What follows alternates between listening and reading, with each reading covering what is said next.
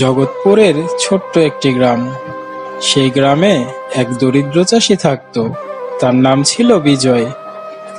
বিজয়ের নিজের কোনো জমি ছিল না। বিজয় অন্যের জমিতে চাষাবাদ করে তার জীবন যাপন করত। প্রতিদিন সকালে বিজয়ের বউ বিজয়ের জন্য একটা টোপলাতে খাবার দিয়ে দিত, আর বিজয় চাষাবাদের কাজে চলে যেত। ওই গো, আমার তো বেরোনোর সময় হয়ে গেল। তাড়াতাড়ি আমার খাবারটা একটা পোটলাতে বেঁধে দাও তো। হ্যাঁ, এই তো দিচ্ছি।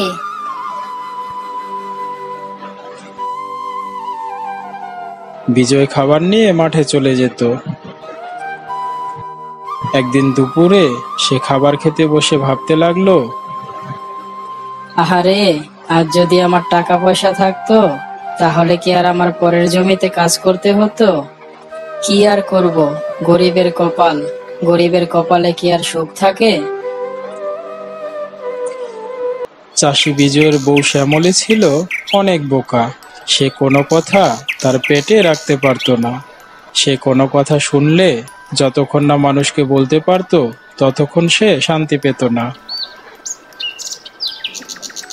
শুনেছ ভাবি, আমাদের পাশের বাড়ির রতন ভাই আছে না, আজ বিশাল বড় একটা মাছ কিনেছে। তোমায় কে বললো এসব কথা? কেন, রতন ভাইয়ের বউ বলেছে। তা রতন ভাই মাছ কিনেছে, এতে আমার কি? আমি কি করব তাতে? হ্যাঁ তাই তো, আসলে রতন ভাইয়ের বউ বললো তো, তাই বললাম আর কি। এভাবেই শ্যামলী একজনের কথা আরেকজনকে বলে বেড়াতো। প্রতিদিনের মতো সেদিনও চাষি বিজয় তার লাঙ্গল আর গরু নিয়ে মাঠে গেল। সে মাঠে যেয়ে চাষ করতে থাকে। এমন সময় তার লাঙ্গলের ফলার সাথে একটা কিছুর সাথে ধাক্কা খায়। বিজয় বুঝতে পারে যে কিছু একটা তার লাঙ্গলের ফলার সাথে আটকে গেছে। এ কিসের সাথে ধাক্কা খেলো? এখানে কিছু একটা আছে। দেখি তো, জায়গাটা ভালো করে খুলে দেখি তো কি আছে এখানে।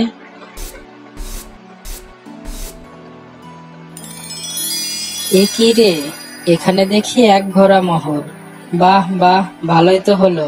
আচ্ছা, কেউ আমাকে দেখেনি তো? না না, এখানে তো কেউ নেই। এই সুযোগে মোহরের ঘোড়াটা তুলে বাসায় নিয়ে যাই। বিজয় মোহরের ঘোড়াটা নিয়ে চুপি চুপি তার বাসায় চলে যায়। আর বাসায় যেয়ে তার বউ শ্যামলীকে ডাকতে থাকে। বউ, এই বউ, কই গেলে গো? তাড়াতাড়ি বাইরে এসো। কি গো, কি হলো? এত তাড়া কিসের? এসে দেখোই না, তোমার চোখ কপালে উঠে যাবে। আরে বাস, এত মোহর! এত মোহর তুমি কোথায় পেলে? বউ, আজ যখন মরল মশাইয়ের জমিতে লাঙ্গল দিয়ে চাষ করছিলাম, তখন লাঙ্গলের ফলার সাথে এই মোহরের ঘোড়াটা আটকে যায়। আর এগুলো মাটি সরিয়ে আমি বের করে নিয়ে আসি। কি বলছো কি তুমি? তোমায় কেউ দেখেনি তো? না বউ, আমায় কেউ দেখেনি। শোনো, এগুলোকে লুকিয়ে ফেলতে হবে। আর এসব কথা কাউকে বলা যাবে না, তাহলে কিন্তু বিপদ হয়ে যাবে। তুমি ঠিকই বলেছো। চলো, এই স্বর্ণের ঘোড়াটা আমরা বড় ভাইয়ের বাসায় লুকিয়ে রাখি, তাহলে আর কেউ জানতে পারবে না। তুমি কি পাগল হয়েছো? এগুলোর কথা তুমি আর আমি ছাড়া কাউকে জানানো যাবে না। এই স্বর্ণের ঘোড়াটা আমাদের ঘরে নিয়ে মাটি খুঁড়ে লুকিয়ে রাখতে হবে।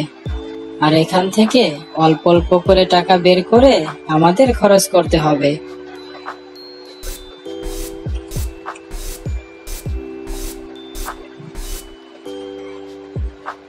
শোনো বউ, এগুলো যে এখানে লুকিয়ে রাখলাম কেউ যেন জানতে না পারে। না গো, তুমি নিশ্চিন্তে থাকতে পারো। এই আমি তোমাকে ছুঁয়ে কথা দিলাম, আমি কাউকে বলবো না। আর কাউকে বললে তো আমারই ক্ষতি হবে, সে কি আমি বুঝি না নাকি?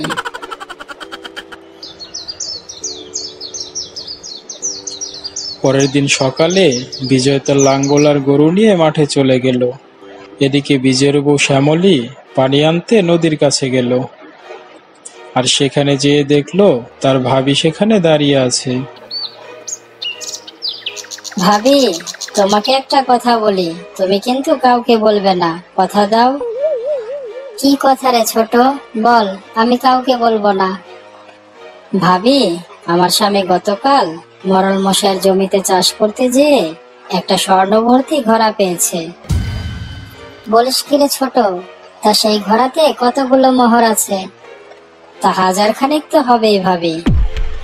আচ্ছা ঠিক আছে ছোট, তুই এখন বাসায় চলে যা, আর এই কথা কাউকে বলিস না।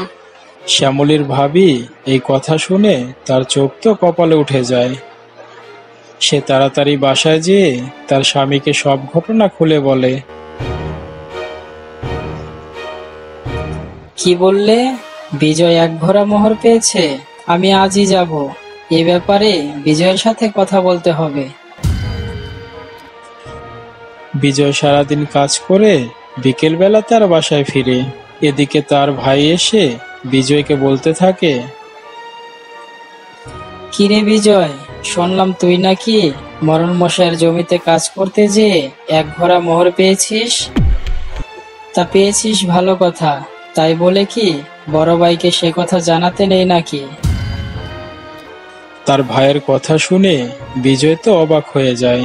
তার আর কিছুই বুঝতে বাকি থাকে না যে তার বউ তার ভাবিকে যে এসব কথা বলে দিয়েছে। বিজয় মনে মনে একটা ফোন দিয়ে আটে। সে তার ভাইকে বলতে থাকে, আরে ভাইজান, তোমাকে এসব কথা কে বলেছে? আমি যদি এক ভরা মোহর পেতাম তাহলে কি আমার এই অবস্থা থাকে নাকি? আমি তো কবেই নিজের জন্য এক খণ্ড জমি কিনে ফেলতাম। শোন বিজয়, আমার সাথে চালাকি করিস না, আমি তোর বড় ভাই। শোন, মোহরের ঘোড়াটা বের করে নিয়ে আয়, গুনে দেখি কতগুলো মোহর আছে, তারপর আমরা সেগুলো দুই ভাই ভাগাভাগি করে নেব। তুমি এসব কি বলছো ভাইজান? আমি মোহর কোথায় পাবো? দেখ বিজয়, তুই যদি আমাকে ভাগ না দিস তাহলে আমি মরল মশাইকে যে সব কথা বলে দেব, তাহলে একটা মোহরও পাবি না তুই। আমও যাবে, ছালাও হারাবি। তাই ভালোই ভালোই বলছি, মোহরের ঘোড়াটা বের করে নিয়ে আয়। না, এভাবে ভাইজানকে বিশ্বাস করানো যাবে না, আমাকে একটা বুদ্ধি করতে হবে। ভাইজান, তোমাকে একটা কথা বলি, কয়েকদিন যাবত আমার বউয়ের মাথাটা ঠিক নেই।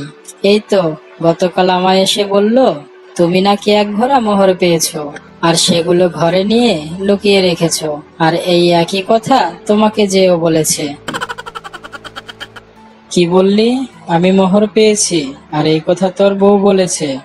হ্যাঁ ভাইজান, সে তো বললো তুমি নাকি এক কলসি মোহর পেয়েছো, আর তোমাদের ঘরের মাটি খুঁড়ে সেগুলো লুকিয়ে রেখেছো। হা হা হা হা। বিজয়, তোর বউ তো পাগল হয়ে গেছে। আমি মোহর পেলে তো তোরা জানতেই পারতি। হ্যাঁ ভাইজান, আমিও তো তোমাকে সেই কথাই কখন থেকে বলছি। আর আমি গরিব মানুষ, আমি মোহর পাবো কোথায়? আর মোহর কি জমিতে জমিতে পড়ে থাকে নাকি? আচ্ছা বিজয়, আমি বুঝতে পেরেছি, তুই তোর বউয়ের দিকে খেয়াল রাখিস। আমি এখন আসি। এভাবেই বোকা বউয়ের বোকামির জন্য বিজয়ের অর্জিত মোহরগুলো হারাতে বসেছিল। কিন্তু বিজয়ের বুদ্ধির কারণে সে যাত্রায় তার মোহরগুলো রক্ষা করতে পারল। এজন্যই কথায় বলে, বোকা বন্ধুর চেয়ে চালাক শত্রুও ভালো।